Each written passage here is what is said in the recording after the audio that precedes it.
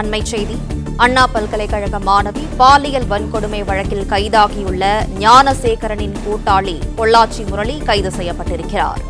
அண்ணா பல்கலைக்கழக மாணவி பாலியல் வன்கொடுமை வழக்கில் கைதாகியுள்ள ஞானசேகரனின் கூட்டாளி பொள்ளாச்சி முரளி கைது செய்யப்பட்டுள்ளார். கடந்த 2022ஆம் ஆண்டு ஞானசேகரனும் பொள்ளாச்சி முரளியும் இணைந்து 2 கொள்ளை சம்பவங்களில் ஈடுபட்டிருப்பதாக தெரிவிக்கப்பட்டிருக்கிறது. கூடுதல் விவரங்களை செய்தியாளர் சரவணன் வழங்க கேட்கலாம். சரவணன், வணக்கம். மேலும் விவரங்கள் என்ன, சொல்லுங்க.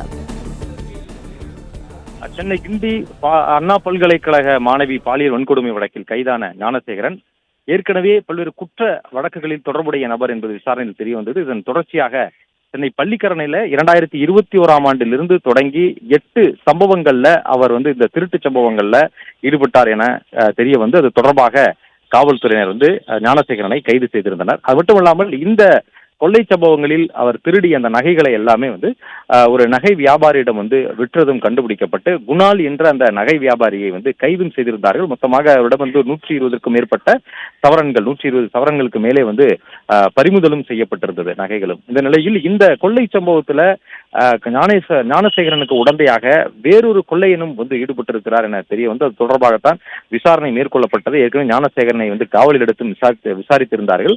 அதில் சில விவரங்கள் கிடைத்ததன் அடிப்படையில் தற்பொழுது பொள்ளாச்சி முரளி என்ற ஒரு கொள்ளையனை பள்ளிக்கரணை போலீசார் கைது செய்திருக்கிறார்கள். முதற்கட்ட விசாரணையில 2 கொள்ளை சம்பவங்கள்ல ஞானசேகரனோடு அந்த நபருக்கு தொடர்பு இருப்பது தெரிய வந்திருக்கிறது. அது மட்டும் இல்லாமல் இந்த நபர் மூலமாக மீதம் இருக்கக்கூடிய இன்னும் பறிமுதல் செய்யப்படாமல் இருக்கக்கூடிய நகைகள் எல்லாம் வெளியில் விற்கப்பட்டதா என்ற கோணத்துல விசாரிக்கிறார்கள். அது மட்டும் இல்லாமல் ஞானசேகரனுடன் மேலும் சில சம்பவங்களில், அதாவது இந்த நிலுவையில் இருக்கக்கூடிய வழக்குகளிலும் அந்த சம்பவங்களிலும் இந்த நபர் தொடர்பு இருக்கிறதா என்பது குறித்தும் தொடர்ந்து விசாரணை மேற்கொள்ளப்பட்டு வருவதாக பள்ளிக்கரணை போலீசார் தெரிவித்திருக்கிறார்கள்.